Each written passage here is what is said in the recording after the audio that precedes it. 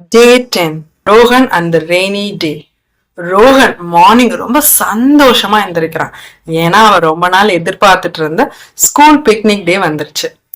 ஆனா அவன் வெளியில வந்து பார்த்தா நல்ல மழை. ஐயோ இப்படி மழை பெய்யுது, நம்ம எப்படி பிக்னிக் போறதுன்னு யோசிச்சுட்டு இருக்கும்போது அவங்க அம்மா போனுக்கு ஒரு மெசேஜ் வருது, இன்னைக்கு பிக்னிக் கேன்சல், ஸ்கூல்ல இருந்து மெசேஜ் பண்ணிட்டாங்க.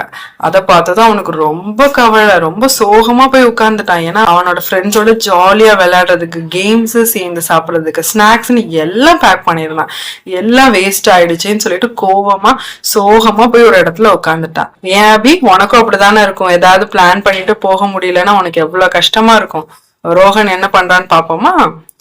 ரோஹன் சோகமா உட்காந்துருக்க பார்த்துட்டு அவங்க அம்மா அவன் கிட்ட வந்துட்டு ரொம்ப ஜாலியா, ஸ்கூல் பிக்னிக் இன்னைக்கு இல்லைன்னா என்ன, இன்னொரு நாள் போய்க்கலாம், நம்ம வீட்லயே பிக்னிக் கொண்டாடலாமா? அவங்க அம்மா ஜாலியா கேட்கவும் ரோஹனும் வீட்ல பிக்னிக்கா, ஓகேம்மா அப்படி சொல்றான். அவங்க அம்மா வீட்லயே ஸ்நாக்ஸ் எல்லாம் ரெடி பண்றாங்க, மியூசிக் எல்லாம் போட்டு ஜாலியா டான்ஸ் ஆடுறாங்க. பிக்னிக் போனா டென்ட் எல்லாம் போடுவாங்கல்லன்ட்டு வீட்லயே டென்ட் போட்டு அந்த டென்ட்டுக்குள்ள உட்காந்து அவங்க அம்மாவும் ரோஹனும் ரொம்ப ஜாலியா என்ஜாய் பண்றாங்க. அப்ப அவங்க அம்மா ரோஹனை ஹக் பண்ணி சொல்றாங்க, சில நேரங்கள்ல நம்ம பிளான் பண்ணது நடக்காம போயிடலாம், அதுக்காக நம்ம அப்செட் ஆகி சோகமா உட்கார்ந்துடக்கூடாது.